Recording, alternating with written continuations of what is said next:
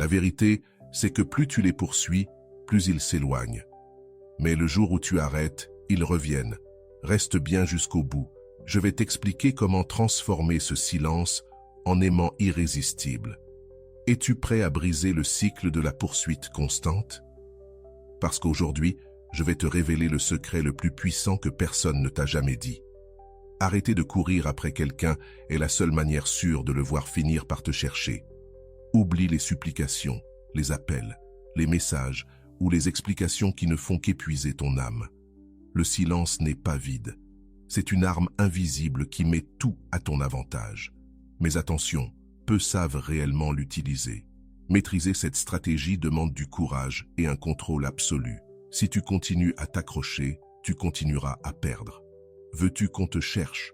Alors prépare-toi à comprendre pourquoi le silence est ton meilleur allié et comment le transformer en un aimant qui attire sans effort. Ce n'est pas un simple conseil.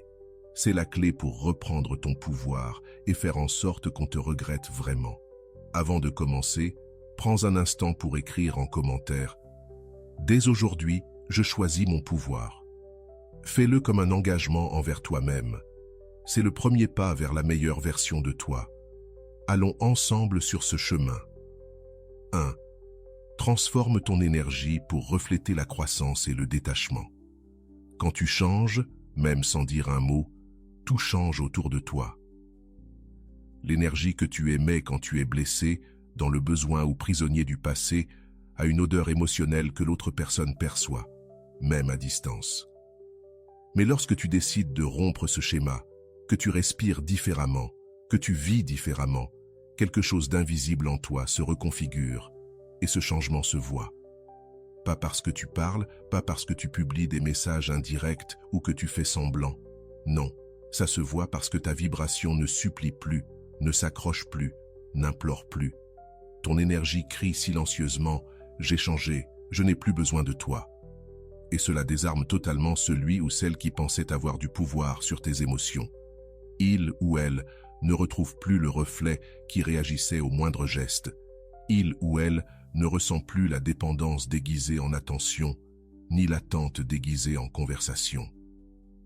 Maintenant, tout en toi transmet autre chose. Sécurité, progrès, silence, présence. Cette nouvelle version de toi déclenche des questions chez celui qui t'a pris pour acquis. Pourquoi ne me cherche-t-il plus? Que s'est-il passé? Ce qui a changé, c'est ton énergie, ton regard, ta direction. Tu as cessé de regarder en arrière dans l'attente d'explications ou de réconciliation. Tu marches désormais vers toi-même, vers tes projets, ton corps, tes pensées, ta paix. Cette énergie investie en toi est un message clair à l'univers. Tu es prêt pour mieux. Et paradoxalement, c'est aussi la façon la plus puissante d'impacter celui qui croyait t'avoir piégé émotionnellement. La plupart sous-estiment la force de l'invisible. Ils croient que si ce n'est pas dit, ça ne se voit pas. Pourtant, l'énergie n'a pas besoin de mots. La psychologie humaine perçoit le changement émotionnel même à travers le silence. Lorsque tu bouges depuis un véritable détachement, que tu acceptes de ne plus avoir besoin de cette connexion pour te sentir complet, l'autre le ressent et ne comprend pas.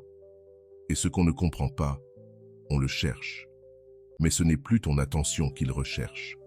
C'est cette énergie qu'il prenait pour acquise et qui désormais t'appartient.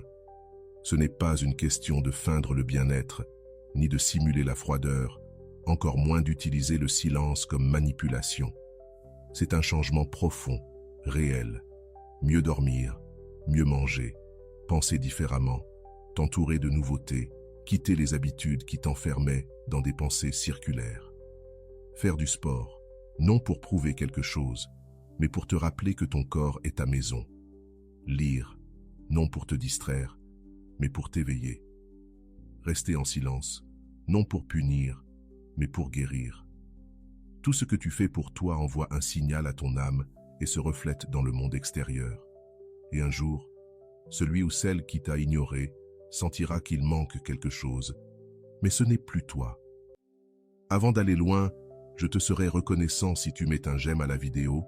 Cela m'aiderait à continuer de diffuser cette philosophie. Si tu n'es pas encore abonné, je te recommande de t'abonner et d'activer la cloche pour ne manquer aucune vidéo. 2.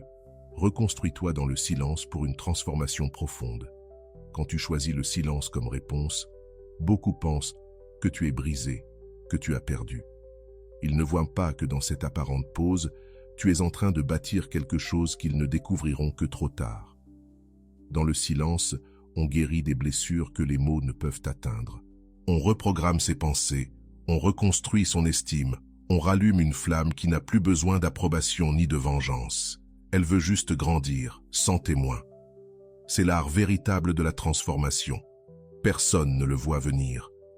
Ceux qui t'ont sous-estimé se retrouvent un jour face à une version de toi qui ne correspond plus à leurs souvenirs.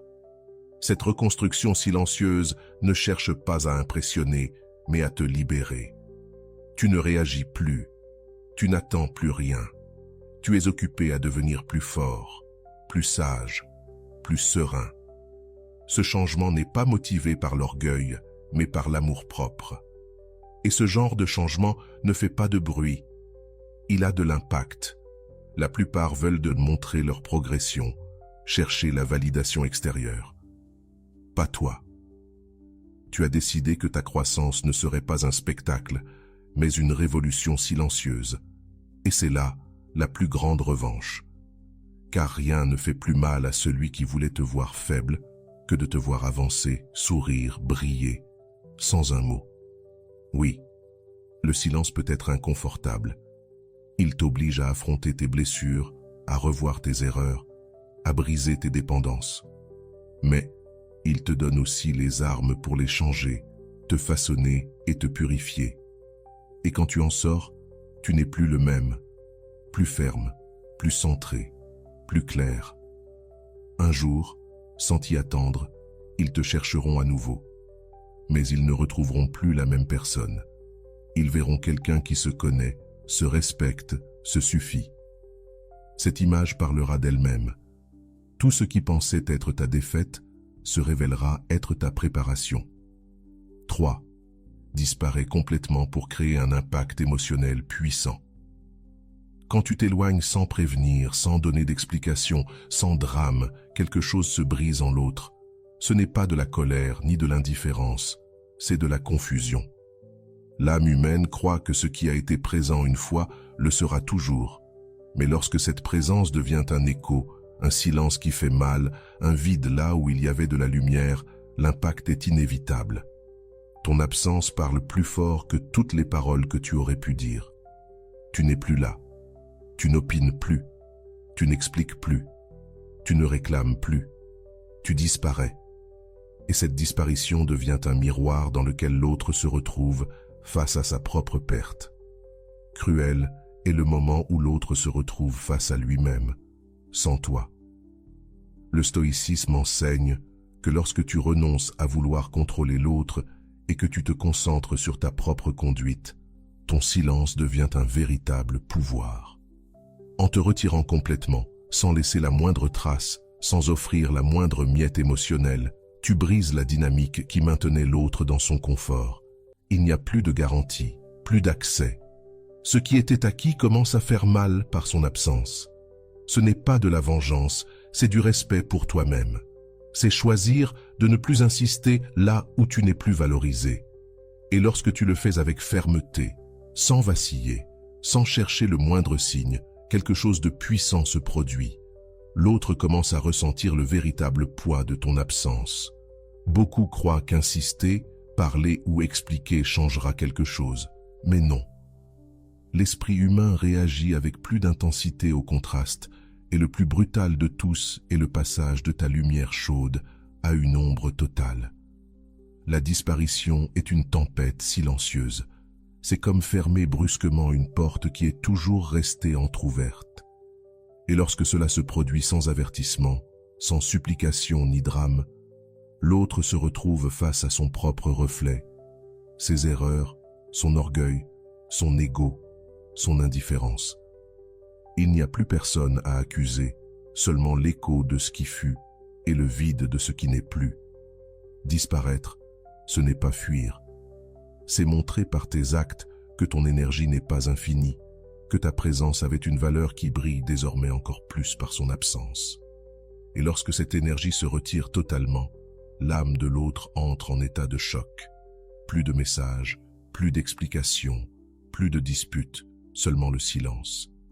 Et dans ce silence, chaque souvenir pèse, chaque geste que tu as offert sans être apprécié devient un regret. Le secret, c'est de ne pas reculer, de ne pas envoyer ce message, de ne pas aller voir son profil, de ne pas répondre à une provocation déguisée en curiosité. Disparaître réellement, c'est une discipline. C'est une méditation stoïcienne sous forme d'absence. Ce n'est pas seulement couper le contact, c'est couper le flux énergétique. C'est devenir un mystère, énigme, cette histoire qui n'a jamais été complètement refermée, cette question sans réponse qui commence à ronger de l'intérieur. Et c'est là que la magie opère. Quand l'autre s'attend à ce que tu reviennes, mais que tu ne le fais pas. Quand il attend une explication et ne reçoit que du silence. Quand il croit encore avoir le contrôle, mais qu'il n'a plus accès à toi. Alors, et seulement alors, il commence à apprécier ce qu'il avait, car désormais, il l'a perdu. Et ce qui fait mal, ce n'est pas la perte, mais de réaliser trop tard la valeur qu'il n'a pas su reconnaître. Ce coup-là ne s'oublie pas. Il n'est pas nécessaire que tu lui montres que tu réussis, ni que tu publies une vie fausse, ni que tu affiches un bonheur de façade. Il suffit de ton absence totale, que ton nom n'apparaisse plus, que ta présence ne se sente plus, qu'aucune trace de ton énergie ne puisse être retrouvée, car cela les force à se souvenir. Et chaque souvenir sans accès devient un poids émotionnel difficile à porter. S'ils reviennent, ce ne sera pas par habitude. Ils reviendront avec le cœur en main, avec des questions qu'ils ne s'étaient jamais posées, avec un regard différent. Mais toi, tu auras changé, car celui qui disparaît ne transforme pas seulement l'autre, il se transforme lui-même. Voilà le véritable pouvoir du silence stoïcien. Le paradoxe du détachement.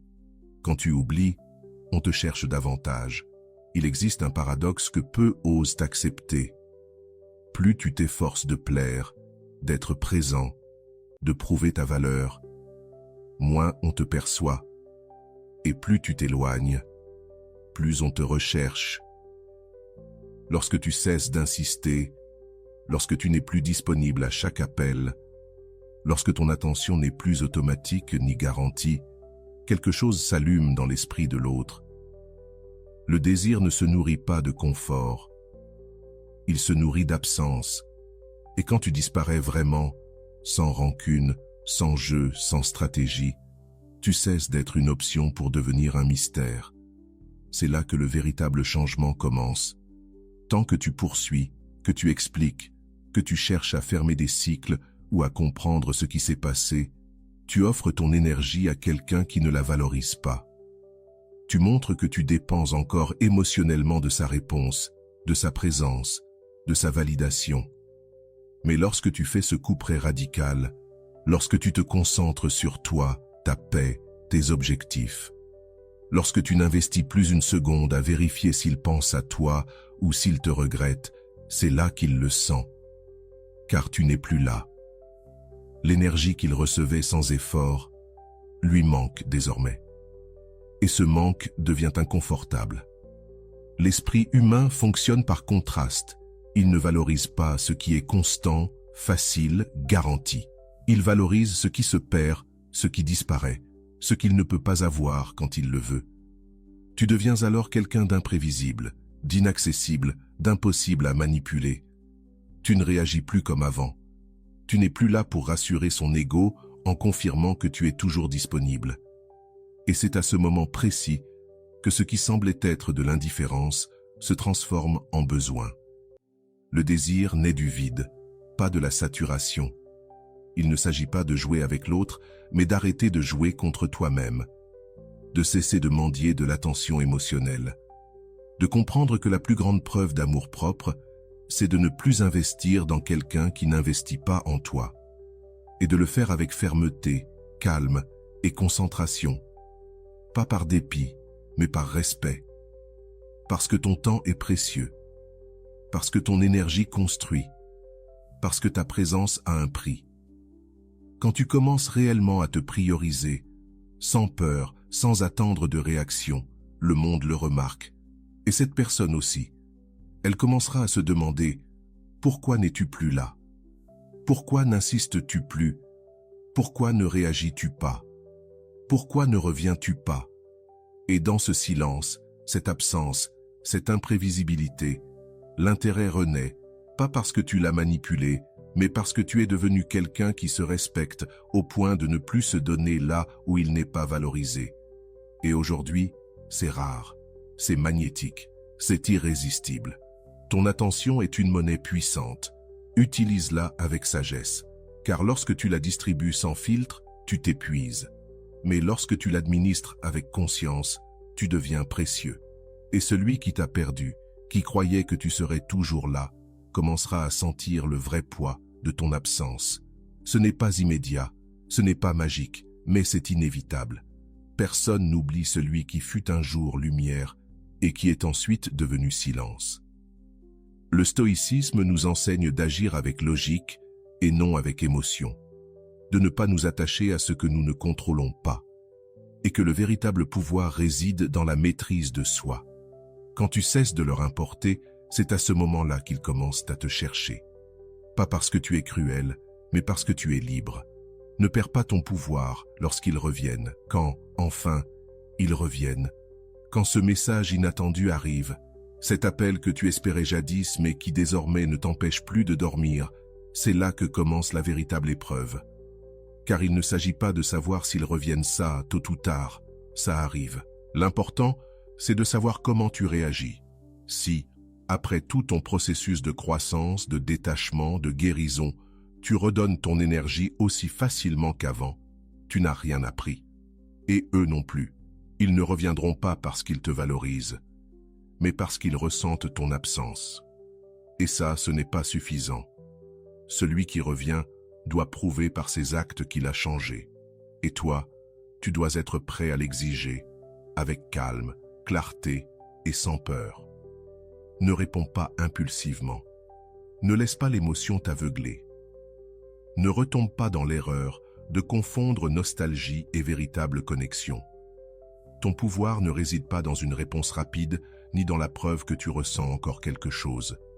Ton pouvoir est dans ta pause, dans ton silence stratégique, dans cette nouvelle sérénité que tu as construite en te perdant en toi-même et en t'y retrouvant. Car s'ils t'ont quitté lorsque tu étais disponible, constant, émotionnellement dévoué, ils doivent comprendre que cette version de toi n'existe plus. Maintenant, il y a des conditions. Maintenant, il y a des limites. Ton amour n'est plus inconditionnel. Il est conscient. Le poids de ton amour-propre est plus fort que n'importe quel souvenir partagé. Le retour de quelqu'un n'est pas toujours une preuve d'amour. Parfois, c'est juste une réaction au vide. Parfois, c'est une tentative de reprendre le contrôle. D'autres fois, ce n'est que de la curiosité. C'est pourquoi tu ne dois pas te laisser séduire par le premier geste, la première excuse ou le premier « j'ai pensé à toi ». Les mots pèsent peu quand, auparavant, ta présence a été ignorée. Ce qui compte, c'est ce qu'ils sont prêts à faire concrètement. Quelles actions montrent qu'ils reconnaissent le mal causé, qu'ils comprennent ta valeur et qu'ils sont prêts à regagner le droit d'être près de toi. Il ne s'agit pas de vengeance, mais de dignité. Il s'agit de ne pas revivre la même douleur en espérant des résultats différents. Si tu as déjà guéri, si tu t'es reconstruit intérieurement, ne mets pas tout cela en danger pour une émotion passagère. Respire, observe. Laisse le temps te montrer si leur retour est sincère ou s'il n'est que du bruit. Car celui qui veut vraiment rester ne s'offusquera pas si tu ne lui ouvres pas la porte immédiatement. Aujourd'hui, il y a des barrières, il y a un prix à payer. Et si cette personne est prête à payer ce prix avec engagement, cohérence et sincérité, alors et seulement alors, tu peux envisager d'ouvrir à nouveau. Pas avant. Et si, en posant tes limites, elle s'éloigne encore, laisse-la partir. Car tu n'auras rien perdu de précieux. Tu t'auras sauvé d'un cycle répétitif. Désormais, tu sais reconnaître les signes. Tu sais que celui qui t'aime vraiment ne te met pas en doute. ne te donne pas des miettes, ne joue pas avec ton processus. Il te regarde avec respect, avec patience, avec une intention claire. Et toi, depuis ta sérénité, tu peux décider si ce retour t'élève ou t'affaiblit, plus par désir, mais avec conscience. Le stoïcisme enseigne que tu ne dois pas laisser l'enthousiasme ou la douleur guider tes décisions. Ta stabilité émotionnelle doit rester entre tes mains, non dépendante des réactions des autres. C'est pourquoi, lorsque quelqu'un revient, ta meilleure réponse est le calme, non pas par froideur, mais par sagesse, parce que tu sais que ta paix vaut plus qu'une réconciliation mal construite. Laisse le silence les confronter à leur réalité. Quand tu te retires sans bruit, sans explication, sans adieu, tu ne laisses pas juste un vide, tu tends un miroir, un reflet silencieux de leurs choix, de leurs erreurs, de tout ce qu'ils ont ignoré quand ils t'avaient encore. Et le plus fort, c'est que tu n'as rien à dire. Pas de longs messages, pas de besoin de fermer des cycles en parlant, pas de justification. Tu n'as qu'à rester ferme dans ton silence, car ce silence devient une confrontation directe entre eux et leur conscience. La plupart ne sont pas prêts à cela. Ils se sont habitués à t'avoir disponible, à ta présence constante, à ton énergie qui résout les problèmes, qui explique ce qui n'a pas été compris, qui justifie ce qui n'a pas été apprécié. Mais quand tu n'es plus là, tout change. Soudain, il n'y a plus personne à blâmer, plus personne à ignorer, plus personne à manipuler. Il ne reste que l'écho du silence, et cet écho fait mal, parce qu'il ne répond pas, ne console pas, n'explique pas. Il montre dans sa vérité crue tout ce que cette personne a fait ou n'a pas fait. À partir de là, commence un vrai processus, non pas pour toi, car tu as déjà donné tout ce que tu avais, mais pour eux, qui doivent enfin affronter ce qu'ils ont évité. Ils ne peuvent plus fuir en utilisant ton énergie comme bouclier. Ils ne peuvent plus cacher leur culpabilité derrière ton pardon anticipé. Tu n'es plus là. Et ne plus être là ne veut pas dire haïr. Cela veut dire lâcher prise. Décider que tu ne porteras plus ce qui ne t'appartient pas. Ce silence n'est pas une punition. C'est une conséquence. C'est le résultat naturel d'avoir été présent, d'avoir offert le dialogue et la compréhension, et d'avoir été ignoré. C'est ce qui arrive quand quelqu'un joue avec ta disponibilité jusqu'à la perdre. Et quand il la perd, il le ressent, non en mots, mais en vide. Car ce que tu remplissais par ton attention, ta tendresse, ton soutien, ou même tes disputes, n'est plus là. Et ce silence a une mémoire émotionnelle qui ne ment pas. Quand tu reviens au silence, ce que tu déclenches chez l'autre, ce n'est pas juste de la nostalgie, c'est de la culpabilité, de la confusion, de l'anxiété. Ils ne comprennent pas comment quelqu'un qui a toujours été là ne répond plus, ne réagit plus, ne cherche plus. Et ce manque-là ne se comble pas avec une autre personne, ni avec des distractions, ni avec des excuses. Il reste à la place exacte où tu étais. La clé, c'est de ne pas rompre ce processus. Car si tu le fais, si tu cèdes, si tu cherches à clore en suivant ton impulsion émotionnelle, tu leur enlèves l'opportunité de se regarder en face. Ils ne sont pas prêts à te voir fort si tu reviens faible. Ils ne sont pas prêts à te reconnaître si tu reviens chercher leur validation. Ne romps pas le silence. Ne le transforme pas en stratégie. Fais-en ton bouclier, ton espace, ta déclaration silencieuse d'amour-propre. Et laisse le temps faire son œuvre, le pouvoir du silence et du mystère. Quand tu choisis de disparaître sans explication, sans scandale, sans drame, tu deviens une énigme, un vide impossible à combler, une histoire sans fin. Et ça, c'est du pouvoir. Car pendant que d'autres crient leur version, se défendent ou justifient leur départ, toi, tu choisis le silence comme langage. Et ce langage est brutal. Il active l'imagination de l'autre, car l'esprit humain ne supporte pas ce qu'il ne comprend pas, ce qu'il ne peut classer, ce qui n'a pas de fin claire. Quand tu pars sans avertir, sans raison, sans signe, tu ne laisses pas qu'un espace, tu laisses un mystère. Et les mystères obsèdent. Tu n'as pas besoin d'expliquer pourquoi tu es parti, pas besoin qu'ils sachent comment tu vas, pas besoin de prouver que tu as changé. car dès que tu cherches à contrôler ce qu'ils pensent de toi, tu as déjà perdu. Tu es tombé dans leur jeu. Mais quand tu restes silencieux, quand tu les laisses parler, inventer, imaginer, tu leur donnes un puzzle sans pièces complètes. Et dans leur besoin de comprendre, ils projettent sur toi tout ce qu'ils n'avaient pas vu avant. Voilà le secret. Moins tu expliques, plus ils se souviennent de toi. Parce que personne n'oublie ce qu'il ne comprend pas. Ne dépend pas de la manière dont les autres t'interprètent. Le sage maîtrise son histoire depuis le silence.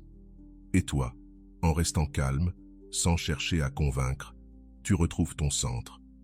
Tu brises ce besoin d'approbation et tu deviens quelqu'un qui n'est plus disponible, mais dont la présence continue à se faire sentir. Le silence est l'expression la plus pure de l'amour-propre. Il n'est pas absence, il est présence totale avec toi-même. C'est savoir que tu suffises sans avoir besoin de crier. C'est aimer ta paix au point de ne pas la risquer pour quelqu'un qui ne sait pas la protéger. Quand tu choisis de te taire, de te retirer, de ne pas insister, de ne pas poursuivre, tu envoies un message qui ne nécessite aucun mot. Je m'élis moi. Et cela, même si cela ne semble pas évident, est la forme la plus pure d'amour-propre. Parce que supplier, implorer, répéter encore et encore ce que tu vaux, ce que tu ressens ou ce dont tu as besoin, t'épuise, te brise et t'éloigne de toi. Lorsque tu décides de garder le silence face à l'indifférence, au mauvais traitement émotionnel ou au manque de réciprocité, tu protèges ton énergie, tu honores ta dignité et tu guéris. Tu n'as pas besoin de fermer des cycles avec de grands discours. Tu n'as pas besoin de prouver que tu mérites d'être aimé. Tu n'as pas besoin de courir après quelqu'un pour qu'il voie ce que tu offres. Quand tu te tais et que tu pars, tu montres clairement que tu refuses d'être une option pour quelqu'un qui a été ta priorité. Ce silence, que beaucoup interprètent comme de la faiblesse, est en réalité du pouvoir. Dans ce silence, il y a de la conscience, de la maturité et du respect pour toi-même. Et celui qui ne le comprend pas, c'est qu'il n'a jamais su voir la valeur de ta présence. La véritable transformation commence lorsque tu arrêtes de mendier des miettes émotionnelles, lorsque tu décides que tu ne vas plus dépasser tes limites pour plaire, lorsque tu comprends que l'amour que tu te portes ne se négocie pas, ne se conditionne pas, ne se brade pas. À partir de là, le silence devient ton bouclier. Non pas pour punir, mais pour préserver, pour protéger ton centre, pour te rappeler que ta paix vaut plus que toute validation passagère. Parfois, ceux qui s'éloignent le font en espérant que tu les poursuives, que tu insistes, que tu supplies. Mais lorsque tu ne le fais pas, lorsque ta seule réponse est un silence ferme et serein, quelque chose change. Ils comprennent qu'ils ne peuvent plus jouer avec ton énergie, que tu n'es plus disposé à négocier ta valeur. Et cela les déstabilise, car ils attendaient ta faiblesse et trouvent ton amour-propre. Ils attendaient tes reproches et reçoivent ton silence. Ils attendaient ton attachement et découvrent que tu as lâché prise. Ce n'est pas de la froideur, c'est de la clarté. C'est savoir que ton bien-être ne peut pas dépendre du comportement instable d'une autre personne. Comprendre qu'aimer ne signifie pas tout supporter, ni justifier l'injustifiable. Le véritable amour, celui qui commence par toi, c'est aussi partir quand il n'est pas accueilli avec respect. Être là pour quelqu'un qui n'est pas là pour toi, c'est te trahir. Et tu n'es plus disposé à te trahir. Alors, lorsque l'impulsion te pousse à parler, à clarifier, à expliquer, respire. Demande-toi si cet effort construit réellement quelque chose ou s'il répète seulement un cycle que tu ne veux plus vivre. Si cela ne t'élève pas, ne te protège pas, ne te nourrit pas, lâche-le et fais-le en silence, car il n'y a pas d'acte plus puissant que de se retirer sans bruit, le cœur en paix, sachant que tu t'es choisi. Le stoïcisme nous rappelle que nous devons agir avec raison et non avec une émotion débordante, que la sérénité est le langage du sage, que celui qui s'aime ne supplie pas et que celui qui a la paix intérieure n'a pas besoin de crier pour être entendu. La croissance personnelle attire inévitablement des changements dans ton entourage. Quand tu commences à changer pour de vrai, quand ton énergie ne réagit plus comme avant, Quand ta façon de penser s'élève au-dessus du drame, du besoin ou de la dépendance, ton environnement change. Non pas parce que tu le contrôles, mais parce que ce que tu projettes ne s'aligne plus avec ce que tu tolérais auparavant. Et là, il se passe quelque chose qui peut faire mal, mais qui est nécessaire. Les gens commencent à s'éloigner. Certains sans explication, d'autres avec des excuses, certains avec froideur, d'autres avec indifférence. Mais tous ont un point commun. Ils ne résonnent plus avec toi. Ce n'est pas une perte, c'est un nettoyage. La croissance personnelle n'est pas un chemin rempli de compagnons constants. C'est une route où, plus tu avances, plus tu dois voyager léger. Car tous ne sont pas prêts à grandir avec toi. Beaucoup ne te comprenaient qu'à travers ton ancienne version, celle qui avait besoin, celle qui dépendait émotionnellement. Mais maintenant que tu as changé, ils ne peuvent plus utiliser les mêmes stratégies. Tu ne réagis plus pareil. Tu n'es plus aussi disponible. Tu ne donnes plus sans mesure. Cela les perturbe, car ils préféraient la version de toi qui se laissait utiliser. Mais ne t'arrête pas. Ne te blâme pas d'avancer. Ne pleure pas pour ceux qui n'ont pas su s'adapter à ton évolution. Tu es en train de purifier ta fréquence, d'élever tes standards, de faire de la place pour mieux. Car pour chaque personne qui part, une autre arrive, alignée sur ton nouveau niveau. Des personnes plus conscientes, plus respectueuses de ton énergie. Des personnes qui ne t'éteignent pas, mais qui te renforcent, qui ne t'absorbent pas, mais t'inspirent. Souvent, nous nous accrochons à ce qui n'a plus de sens, simplement par habitude. Mais la croissance t'apprend à lâcher prise sans amertume, à comprendre que tous les liens ne sont pas éternels et que certains étaient seulement là pour t'accompagner sur un bout du chemin, pas pour toute ton évolution.